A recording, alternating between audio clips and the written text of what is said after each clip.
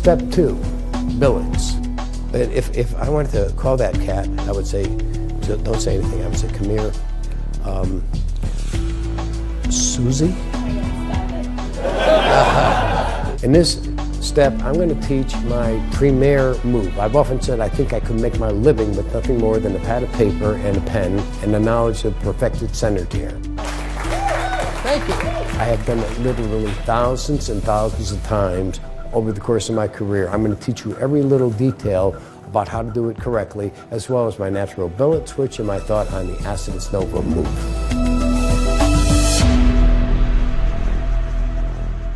What's your name, your first name? Gabrielle. Gabrielle. Gabrielle. I know, I'm a mentalist. I've never met you before, have I? You know, before I begin, I got to tell you something. I had no idea who was going to be here tonight. Even some old friends of mine, like Dan over here, I didn't know he was going to be here tonight. I don't get people's names ahead of time because, you know, if somebody comes up to you and says, hey, are you a Scorpio or are you a this and that, how do you know maybe they didn't look you up on Facebook and find out what sign you are or something like that? You know, even if you're not friends with the person, you can do that. And so I have purposely tried to design my show so that you wouldn't think there's any way I could use any kind of electronic, you know, information on the internet to get any information about anybody here. I've designed my whole show to eliminate that possibility. I don't know anybody's names. I haven't talked to anybody ahead of time. I haven't set up anything with anybody. As a matter of fact, I offer a reward of $50,000 to anyone who can prove that I ever used a stooge in the audience or set up anything ahead of time. And that's serious because I don't have $50,000. But Gabrielle, I have not talked to you ahead of time or set up anything. Gabrielle, I have put your name on top of this line. Did I spell it right? Yes. And you can't see through this paper. It's very heavy paper, very thick. Gabrielle, I don't know you. I don't know your friends, relatives. You're going to think of somebody who's close to you. You're going to think of a relative or friend, someone you see often who's not here. Okay? And what I'd like you to do is when you've decided on someone, whoever you're thinking of, you see how I did your first name right on top of the line? Put their first name right on top of this line and close it up, just like that. And don't let anybody see what the name is.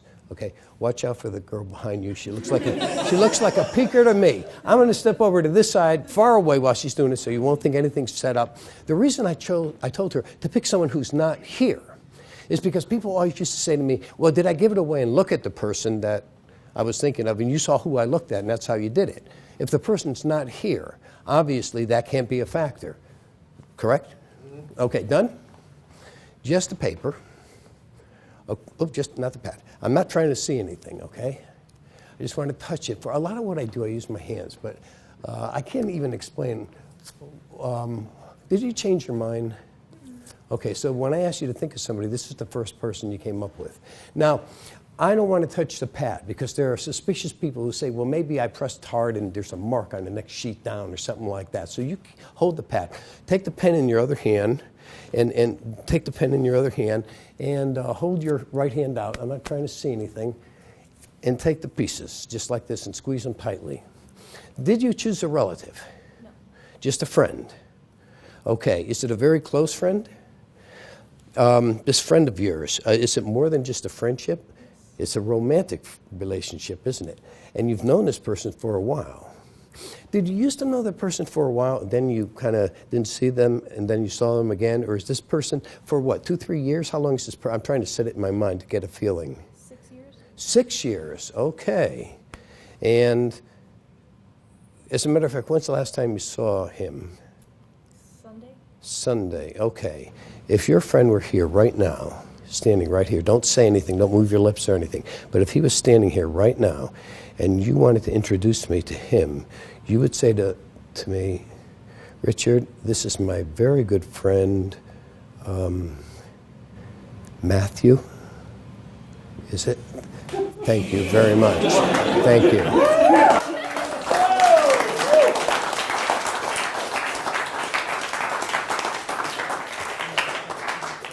Okay, what's your name? Victoria. Victoria, I know what you're thinking. I wasn't watching close enough that time. Maybe you did something. Victoria, the same thing.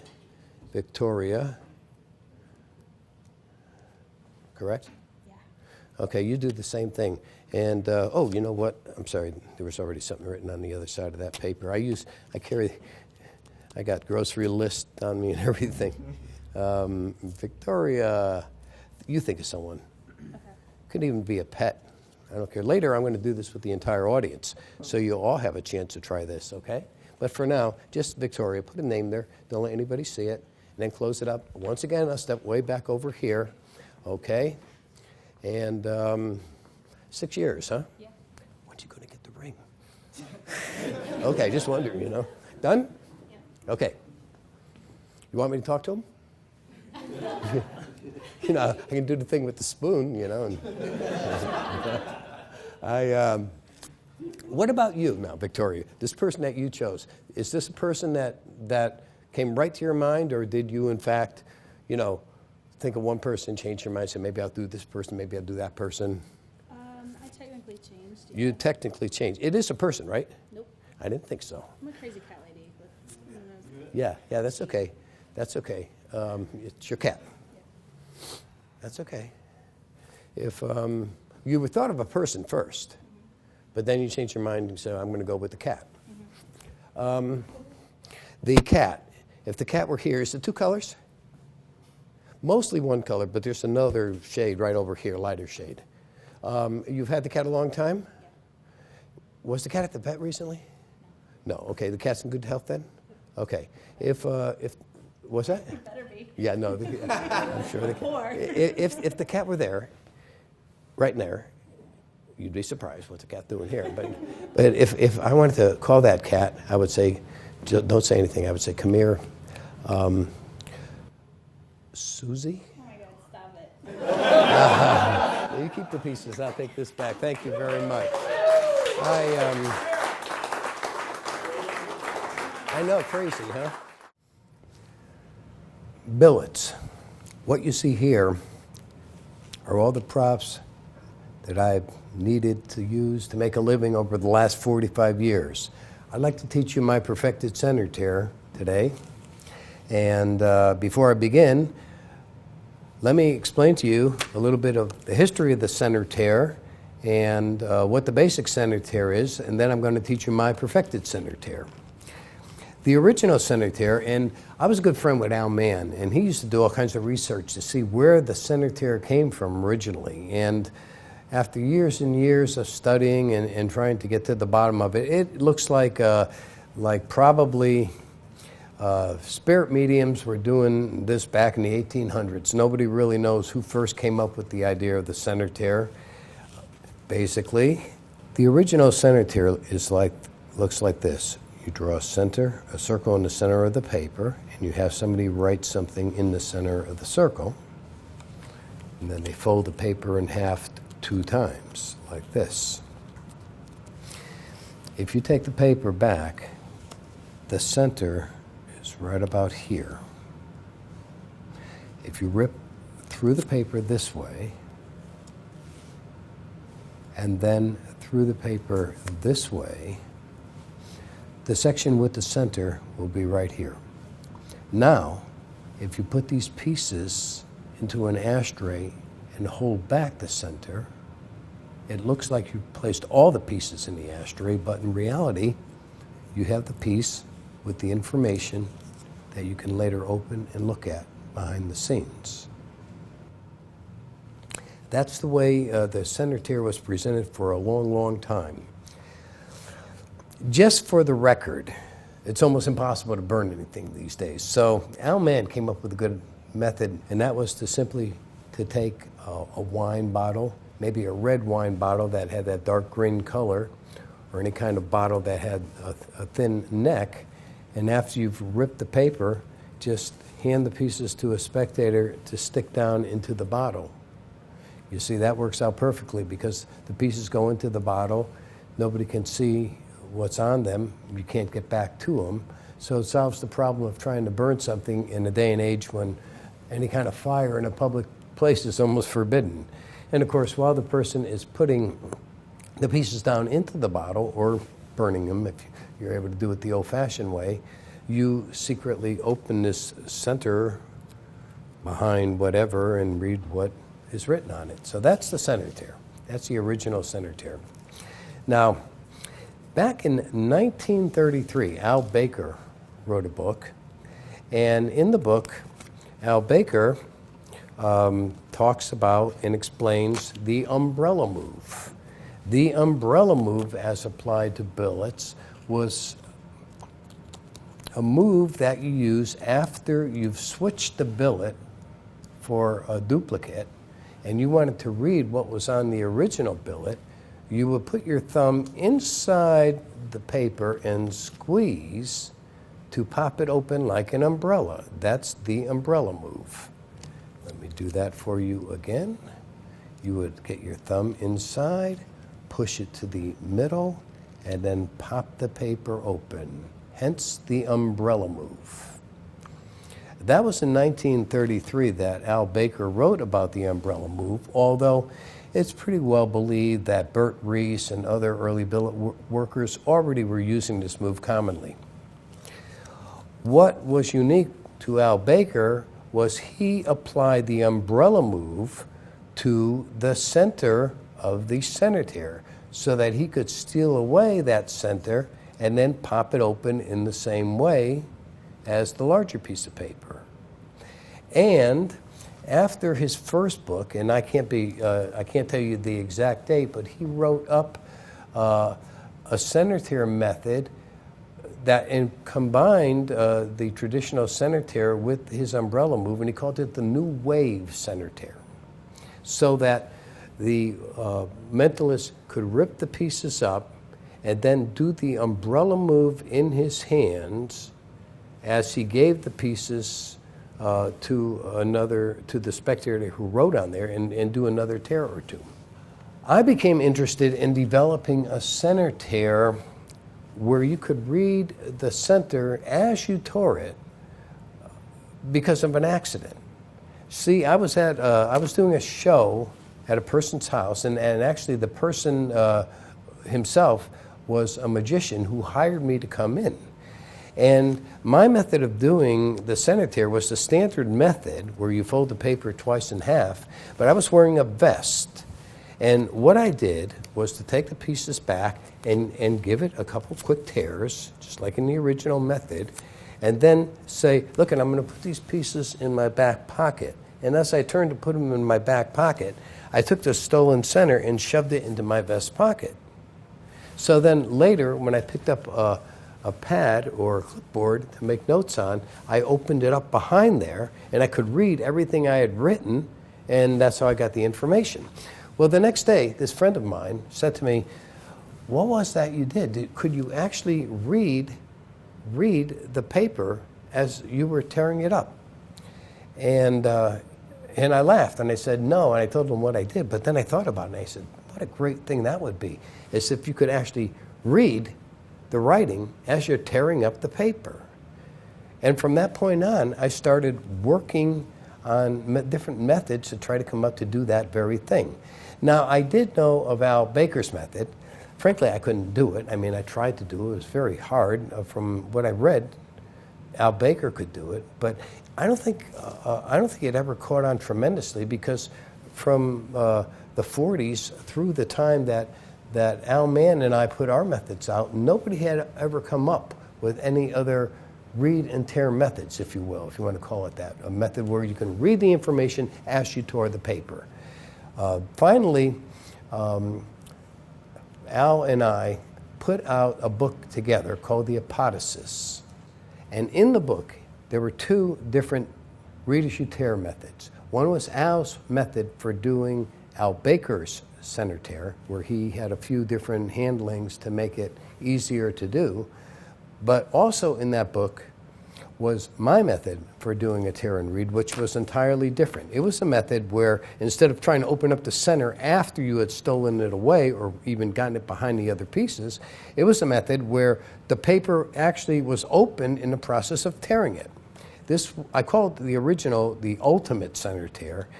And the way it worked was to have somebody draw a picture, let's say, in the center of the paper. It could be anywhere, because this tear allows you to see most of the paper, and to fold it in half a couple times.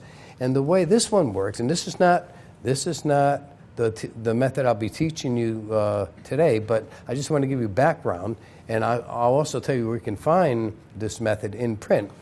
But when you took the paper back, as you took it and began to tear, what I would do is I would press forward slightly with my thumb like this to realign the folds of the paper, like that. Now the first tear was to tear down like this, and then these fingers would pop up, because of this overlap here, would pop up the center after the tear and do this move where it's set under the thumb. Then for the second tear, this would open this up, and you can see how much of the paper you could see in one shot. It's 3/4 of the paper right there. And it was all covered perfectly from the front. So the paper is folded in half twice. And when you take it back, you push forward to get that off fold, but again from the front, you see that's covered.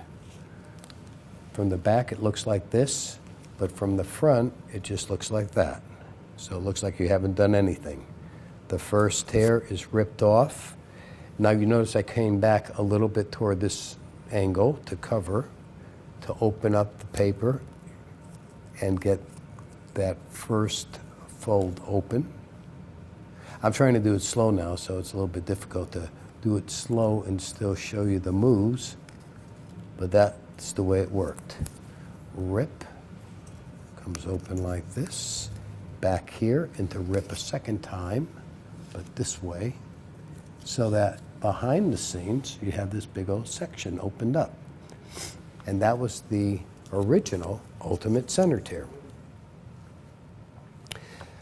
That method, in case you're interested in it, we included in the back of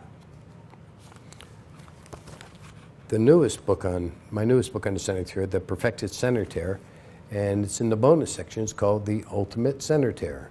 And that's the exact method I just demonstrated for you, and it's still a viable method. It still can be used, I think, because you could let somebody draw a picture without restriction and cover most of the paper and still be able to get it. So anyways, that was back in 1978, and then after that there seemed to be sort of an explosion of people writing books on tear and read center tear methods, and they were good. A lot of good ones came up. I kept on working on methods back in, I think this was in '86. I came out with the surrounded slow motion center tear and other techniques. This particular method that was marketed through Jeff Busby used those little square papers, colored papers like you often find on desks in plastic holders. And it was another method. I'm not going to actually teach that method because it's very similar to the method I do want to teach you and get to, the perfected center tear. If you learn nothing more from this course than this will still be worth 20 times whatever you paid for the entire course. I have used this constantly over and over throughout my entire professional career. This is my go-to effect. This is what I will do if somebody says, Richard, do something for the chairman of the board of Xerox Corporation or whatever. This is what I would do. The paper is a standard paper. It's the same size paper that Anneman talks about in Practical Mental Effects, which is basically about 2 3/4 by 3.5 inches. Just to demonstrate with it, if you're familiar with that, and you ought to be, it's the size that he recommends to using for doing billet switches because you can palm it behind your middle finger. So that's the size of the paper. And I use pads that are a little bit thicker and heavier. It's actually almost an index type paper, but you can do this with any kind of paper. I often tell people one of the best places to get something you can use for this effect is the little dropout cards that come out of magazines. I can't tell you how often I've done this on airplanes for people sitting next to me by using that dropout card and just tearing out a piece about this big and finding a piece that has enough blank space where somebody can write something. Now I'm going to teach this method exactly the way I put it in the book. And again, if you need to see all the exact moves, they're going to be outlined perfectly in this book. Then after I show you this, I'm going to show you a few additions that aren't in the book that are very important. Number one, what we do is we take and we fold the paper in half like this, open it back up. Well, first I get the name of the person I'm going to be performing this for. Let's say the person's name is David. I would write his name on the paper just like this. David. Now, think of folding the paper in half like a book, so that if you bear that in mind throughout the demonstration of this tear, then we won't have any problems. So I draw a line on the front and I write the person's name down, David, or whatever it is. And I try to do it very carefully and about that big. That's very important. Then I say to David, whoever I'm doing this for, think of someone who's close to you, someone that you see often, a friend or a relative, and whoever you're thinking of, put their first name on top of this line just like I did your name. Now, notice I've drawn a line inside slightly below center. It has to be below center because you want their writing to be in the middle. If I put the line in the center, then that would put their writing up even higher, or even they might want to write underneath it. Who knows? But if you put it below center and you put a little X there, people are conditioned to signing where there's an X. So by putting that X on the paper, almost guarantees they're going to put the name right on top of the line. By saying to them, think of someone and put their name on the line just like I did your name, tells them you want them to print it about that big, because I said just like I did your name. I hate having to say print it in block letters, because that just sounds too much like I'm going to try to see it in some way. But if I say just put it on top of this line right there, just like I did your name over here, that tells them indirectly to print it in block letters on top of the line without you having to say so. So let's say the name they chose is going to be Sue. So I'll put that name here, Sue. Now first I'm going to explain this exactly the way it is in the book, and then I'll explain to you a few other variations that you can use. Here's what happens. You tell them to close up the paper after they're done writing, and you take it back.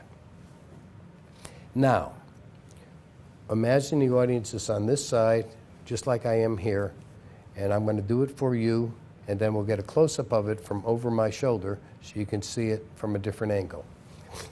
You take the paper back and you fold it in half again in your hands. It looks like you've creased it all the way, but in reality you don't crease it all the way down to the bottom. You leave a little bit left uncreased here. So you take it back, they can see their name on the paper, and as you're talking you casually do this, and it looks like you've creased the paper, but really it's not creased all the way down to the bottom.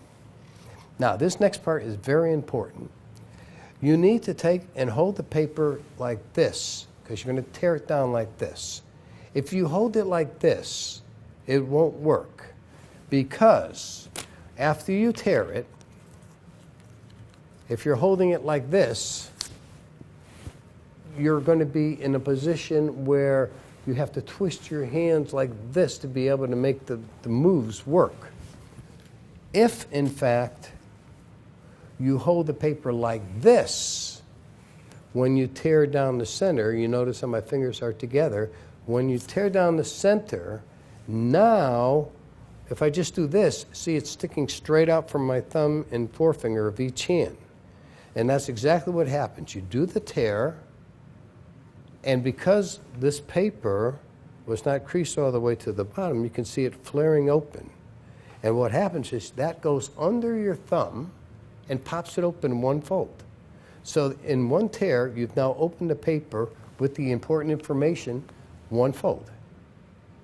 Now a second tear, and the second time it's okay, it doesn't matter how you hold it. You just tear down the center, and put these pieces on top of the pieces on this side, and you will find that you will have a little step right here that you can put your thumb in. And it's at that point that you can open it up and you can see exactly the information you need to see right side up every single time. Then it's simply a question of tearing again, putting this piece down on top of there, and maybe even giving it one more tear. And when you hand these pieces to the spectator, what they are getting back is that paper all ripped up. There's no evidence to find. You're as clean as can be, and you've got your information in a way that looks impossible. Now I'm going to do this whole thing again 2 times more. First time I'm going to do it with you on that side so you can see exactly what it looks like to the audience. And then we'll do it again with the camera over my shoulder so you can see what it looks like from my angle. So the person writes the information, you take it back, you apparently fold it, one tear like this, a second tear. Notice at no time could you see any funny business whatsoever. I can talk to the person, tear again, I've just seen the information, and tear again. And that's what it looks like from their point of view. So again, the paper is folded in half. The person's name you're doing this for is written here. Draw the line. That's important you draw the line so it makes sense when you say whoever you're thinking of, put their name on top of this line. So you have a line there and a line here. They put the name, fold it up, and you take it back. You fold it like this. Again, not all the way down. 1 tear, 2 tears.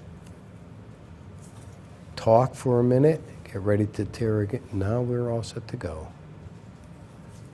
3 tears and maybe 1 more. And there you are. One of the reasons I think this tear is so superior is because it's not a studied motion. It's not something you're holding in your hands and you're watching carefully how you tear. That's what my second method was, the surrounded slow motion center tear. In that method, you folded, you tore, you folded, and you tore. It was a studied action. In this method, you do it on the fly. It's as though you take the paper back and you're casually talking. You don't even have to look at your hands, and you're ready to do it. I'm going to do it again now, and this time we'll have the camera coming right over my shoulder so you can see how it looks from my angle. All right, now just to clarify so we know that we have all the proper paper orientation in the correct way, the paper is folded like a book. Again, think of it as a book. You can't go wrong. On the cover, the front cover of the book, up on top is the person's name, who you're going to show this to, and on the inside, slightly below center, you draw the line with the X, and they write their name, the name they're thinking of. When you take back the paper, you fold it in half like this. Now, look at this again. You've got the paper with their name on it. When you take it back, I usually just turn it like this and pretend to fold it, keeping their name on their side. You see, this is a dual purpose here. It correctly orientates the paper, but also it shows their name facing them the entire time, so they won't have any doubts that this is the paper that they wrote on. They won't think that you switched it for another piece, which is the most common theory that the lay people I've shown this to come up with, that maybe you switched the pieces. But if their name is written on the outside, that's why I developed it this way. They can't possibly think that. So now the fingertips again have to come up like this. Again, if you do it this way, then the paper's just, you'll be doing this to try to line them up right. But if you get your fingers like this and then tear right down the center, you see it's the easiest thing in the world. Just rip, and this goes right over here. And because the audience is looking at it this way, when you do that, they don't even see this move. See? It's right behind. This piece covers that entirely up. And then the second tear, rips it down like this. And if you've done everything the way I shown you, it always will be right side up. It can't be upside down. It has to be right side up if you hold the pieces the way I demonstrated. That's part of the reason I developed this whole center tear, because you want to make sure that when you glance down, it's going to be right side up, right in front of your face, so it only takes a split second. After you've talked and you've got it open, you can just bring it up like that and boom, rip it that quick, because that's all it takes, is a split second, because you know it's going to be right side up, right there in front of you. Now this is a very important part of how you do the center tear. Again, let me take it from the point where pieces are ripped and ripped. And notice as I'm doing this, I'm not even looking at the pieces. And if you watch the performance that we did at the show, you see I didn't look at them then either. I'm ready to go to get the peak. I'm at this position. I have my thumb inside the paper, and all I have to do is open it up to see it. As a matter of fact, I can actually do that and hold the paper like this. So I can take the pieces into my other hand if I want and open it behind my fingers, and there's the name sitting right there. But from the front, it looks like I just transferred the pieces. Here's pieces here. I can just transfer them over and talk, and I'm right there. It's all perfectly hidden behind my hand. See, there are a lot of different options as you do this, as you play with it and practice this move. You'll see all different ways. And when you're doing it, obviously, if you're talking to a bunch of people and doing this, and somebody turns to their friend and they start joking around and they're all laughing, well, yeah, you'd look down and look at the name because you're good to go. But if people are really staring at you and burning your hands when you're doing this, and you don't want them to see that you're peeking, then you have to use a better strategy. Now, I want to show you something. Watch my eyes as I talk to you. I take my glasses off. Now, watch my eyes if I do this. Do you see how obvious that move is, that look is if I do this? See how suspicious it looks? It's amazing. You could be on stage and you could be sitting in the audience 10, 15 rows back, and you'll still see that little peak. It sticks out like a sore thumb. So whenever you glance down to try to see something you've written, you're in jeopardy of giving yourself away like that. So the way I handle that is when I'm at the position where I have my thumb in the paper and I'm all set to make the peak, what I do is I say to the person, hold your hand out. And they hold their hand out. And then I look directly at their hand. That's where my vision is. And as I'm looking into their hand, I bring these pieces up into my line of vision. See the name, turn away, and rip it that final time. That's why you can't ever see me glancing at the paper, because I never look at the paper. I bring it into my line of vision. And that will work perfectly every time. There's an old magic saying. It's on all the early books that you get when you first get into magic. It's just never repeat a trick for the same audience. Now, that's good advice to a youngster who's just learning the art of magic for the first time. Usually the trick is not that complicated, and possibly the method would be obvious if you saw it a second time. But with really good professional magic, it's not unusual that people would want to come back and see you do something because they're so amazed, or they would want to come back and bring their friends with them to see something second or third time. I can't tell you how often I've worked at trade shows where people have come up to me and said, this is my friend, could you do that thing with the paper you did for me before, and guess the name. That's what they always call it, guess the name. And I would turn around and do it 2, 3, 4, 5 times in a row. There's nothing wrong with repeating an effect if you can do it under fire like that with people just staring at you. Interestingly enough, this is never looked upon as a trick of tearing a paper and spotting a name. Instead, this is looked upon as somehow he read my mind. Oh yeah, let's see if he can get this name. Or I've got a name for him he'll never get. Or let's see if he can get my pet's name. It always comes down to about the name. If you do it right, if you don't make it look like a trick, if you make it look like the real thing. So this is my perfected center tear. Again, as I said, I've made a living with this for over 40 years. And now I'd like to show you a couple of other different billet moves that I have developed that are in this book and that go hand in hand with this. I promised to give you a little addendum that isn't in the book, and I'd like to do that now. Once again, let me put David and Sue on the paper, because people have said to me, what if the person folds their paper a second time themselves, like this, before they give it back? And that's okay. As a matter of fact, sometimes even encourage it. I will even tell the person, after they've written the name, I'll say, and fold the paper again in half, just make sure your name is on the outside, so you know it's your paper. Even if it's folded all the way down, you can still do the tears, and you see you can still pop it open and do the moves exactly the same way as the way I taught you a moment ago. The reason I didn't point this out earlier, because people might say, well, why don't you just have the paper pre-folded in the first place, like this, and ask the person to write the name in the center and then fold it back up like this. Here's the problem. If you pre-fold the paper, then you will have a crease right exactly where you want the person to write.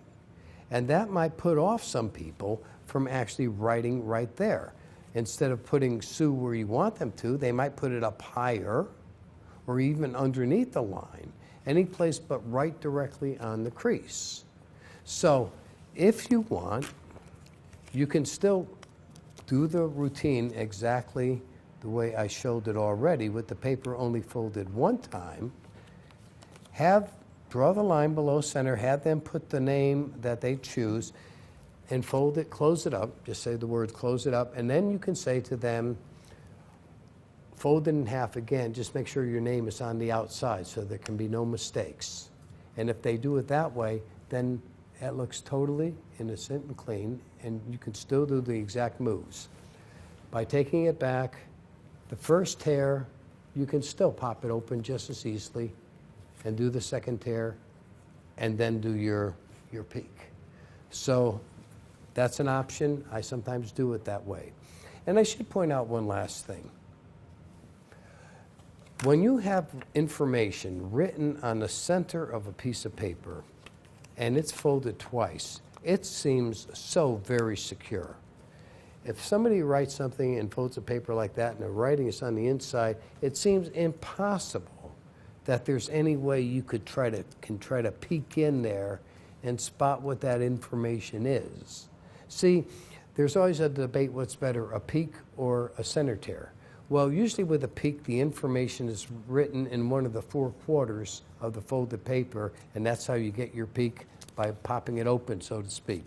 But when the information is written directly in the center of the paper and it's folded in half twice, that looks like it's impossible to peek, and it is. And people know that. Even if it's on a subconscious level, they know that's secure. That's why you can take the paper and rip it up, and people will just assume, as soon as you start reading, that that's it. The information is destroyed, and everything is good to go. And you're still in a position to be able to do the center tear. I'd like to show you one last move that I created a number of years ago, and I'm very proud of it. Basically, let's say somebody has taken a billet and written a bunch of information on it and handed it back to you, folded it up, and you just take it and you just want to set it on fire and put it in an ashtray and burn it, and that's it, and you've copped their billet. It's a simple switch, but it's perfectly covered. Let me show you the way it works and my logic behind it. If you're right-handed and you have a lighter and you need to burn something, you would put the lighter in your right hand and do that. If you retrieve the billet from somebody and you wanted to set that on fire, you'd probably do this. That's exactly what the move looks like. You have a duplicate billet that's blank. The lighter is resting right on top of it, so you can't see a thing. That's one of the reasons I like a white lighter, but you can use a different color lighter. You can even use the kind of lighter that at the top, like a Zippo, flips open, but this works the best with the little button to the right. So you take back their billet, and really all you're doing, just think of sliding this right on top, and there you go. You don't even have to think switch. Just think of putting the lighter on top of this billet, and the move is automatic. It's incredible how good it looks. There's the paper. Even in slow motion explaining it, it still looks perfect. I used to use it years ago when I first started mentalism by having a bunch of these blanks in my pocket, and I would take something back from a person, do the move, light it on fire, burn it, put the lighter in my pocket. Then just to reset, I would simply take the lighter out and put it back in my other pocket that has all the blank billets. Do that enough and you have 3 or 4 different times you've stolen people's billets away from them. And that's almost enough to do a thought reading act. Nowadays, there's a problem with burning stuff. Plus, I don't like to do this kind of pre-show work before my show. There's a problem with burning stuff. Nobody smokes anymore. There's no ashtrays at tables. But now I have a way around it. And this is what I want you to think of, because I'm sure if you think about this with a little thought, you'll see how this can really work out well. What you do is, this is flash paper. Just get flash paper. And this is regular paper. Now, most people know what flash paper is, but they have no idea really what it feels like, or it's like tissue paper. So it's okay if you give them a piece of regular paper and tell them to write a thought, fold it up a few times, and this is flash paper. So now you take back their billet and you say something to them like, you know, I don't know if you know or not, but the paper you were writing on was what's called flash paper. Whoosh, it's going up in this big flash. And you put this away, and you've now got their billet. See, because it's a flash and it happens so quickly, it's not the same as setting something on fire and putting it in an ashtray. You don't need an ashtray. You can just do it out in the open. It's kind of showy. Yeah, it's a little bit like magic in a way, but on the other hand, flash paper, bookies used to use it to write notes down. If the cops came, they throw a match in, everything was destroyed instantly. And that's the concept of using the flash paper. This is such a beautiful switch that's a shame to see it go to waste. And then, as I said, one day I thought of the flash paper idea, and I've used it a few times since, and it just works perfect. So the routine is they write something down on any kind of paper. You take it back and you say, you know, this paper that you've been writing on, actually it's what's called flash paper. Watch. Just like that. You put this in your pocket, now you've got their thoughts stolen, and it couldn't look cleaner. Now, before we end this billet section, I'd like to talk about one more move that I use a lot in my work. It's Oste2 novus. And I need to tell you the background of this move before I explain how I use it. Years ago, Al Mann had put out a booklet called Oste2. It was right after he had put out the lexicon phenomenon.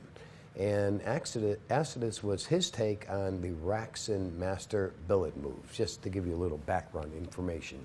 I'm not going to explain that move because that's Raxin's, but the effect basically was that somebody could write something on a business card, any place on the business card, and fold it up, and you took it back, and it was always visible to the audience, and yet you told the person what was on the card and then handed back the card still folded.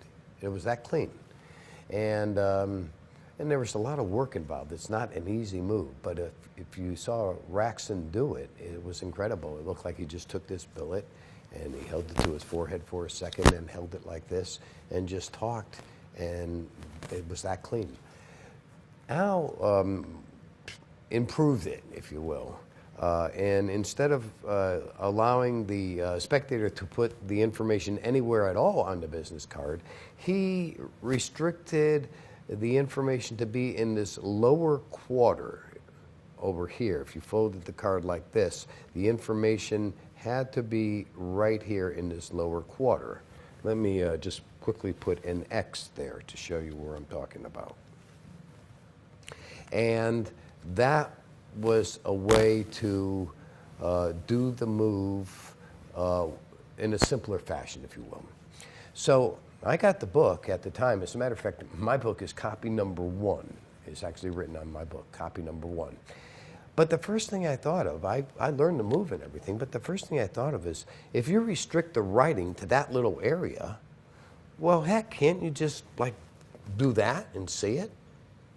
And I thought of that right away, and I was going to write to Al and say, Al, you know, why don't you just do this instead of all the other work that you've got in the book? And And I said, no, I'm not going to do that because he'll be insulted. He'll get mad and say, hey, that's not good. That's not the move. Well, so I didn't say anything. But in the meantime, a month later or 2 months later, out comes a book called Acidus Novus, and Millard Longman had come up with that exact same thought. And Al thought it was great and put it out in the book. So there you go. But Miller did add a lot to it because the way I thought of it, I just folded the card in half twice with all even edges. And it was kind of difficult to actually do the move the way I folded the card. Millard came up with the idea of using off folds. And what that means is this. The first fold that you fold in half is not even. It's like this. Luckily, my business cards are black, so you can easily see what I'm talking about. So when you make the first fold, you fold it over past the edge, so it looks like that. Then when you make the second fold up, likewise, you don't fold it all the way to the top. So you have this situation. Now what this is that if you were to put your thumb in here and slide it in so that you could see the writing, it's invisible from the front because the edge of that card at that point is below this surface. So therefore, you can't see that popping down. Now, I have two variations on Acidus Novus that I use, and I use it in my watch routine that will be in the stage effect section of this teaching course. But what I do is after I fold my card up, I take and I push in right here to break the edge of the card a little bit so that we have the situation where it's like this. That way, after the person writes and refolds the card, when I take it back and hold it here, I don't have to try to get my thumb in. Instead, all I do is press, and I can see that I press and let my thumb come away. My right thumb comes away as I press in with my left thumb, and it pops the paper right open, and I can see what's written. And what I do is I follow that up immediately by folding this whole card in half. So I get it, and then I close it right up and do this. That's the move I use, whether I use it for the watch routine or I use it for some other routine where I want to get a peek. So what it looks like from the front is the person has written on the card, they folded it twice, I take it back, and I say, okay, just hold your hand out and take this card and squeeze it tight. And see, in that one motion, I get the peek and I fold it at the same time. Put it in their hand, they squeeze it tight, and then I go on with the routine. Not only does that cover the peek move that I get, and it's a good excuse for me looking at it because I'm folding it, so obviously I would look at it as I do that, but it also puts one additional fold in there, so it's not as obvious to the person later that you can just pop open a fold and see it, because now it's folded twice more like that. So that's my variation of Acidus Novus. Well, that wraps up section 1, or lesson 1 on billets. Between the perfected center tear and the lighter switch and finally the Acidus Novus peak, that probably represents 95 to 97% of all the billet work that I actually do as far as using folds and tears and what have you. And again, this material has worked for me for a long, long time. And I can guarantee you that if you put into practice and stand in front of the mirror and just work on these routines until they look natural to you, and that's the key. You always have to be natural. Don't try to make these studied moves like, okay, now I'm going to do a move, but rather just natural. Then this material will work for you. Let me give you a little clue before I close this section. There's a new show on TV called The Carbonaro Effect. And this young magician, Michael Carbonaro, he's great. And what he does is he pretends to be, could be a store clerk, or he could be a clerk in a jewelry store or whatever, or even a bartender. And magic happens out of nowhere because he's a great magician. And the thing is, if you watch and pay attention to this show, what you realize is one of the reasons this stuff plays so well is because the people don't think they're seeing a magic trick. They think that they're just seeing a normal circumstance, and all of a sudden something crazy happens. Like a woman goes into a jewelry store and he offers to clean her rings, and the next thing you know, her rings are gone, and one ring or two rings are behind this showcase, and another ring is locked up in another place. It's just crazy stuff like that. But the point is, the reason it works so well is because the people aren't looking like they're trying to see a magic trick. They're just thinking it's everyday normal stuff. When you do this kind of material, like a center tier, or a billet switch, or a billet peak, if you have that attitude in mind, like, I'm not about to show you a magic trick, so keep your eyes on me and watch carefully, but rather this is just ordinary stuff. I'm just taking this paper, I'm ripping it up as I'm talking to you, and now I need you to take the pieces. Or I'm just taking this card, you've written something on it, here, let me fold it, and you hold it tightly in your hands. If that's your attitude, then you won't be scrutinized. People won't be trying to pick every little detail up of every move, because you won't be telepathically telling people I'm doing something sneaky. Instead, you just look completely ordinary. So that's what you have to concentrate on, naturalness. Naturalness and boldness, and it'll work every time in mentalism. Thank you very much.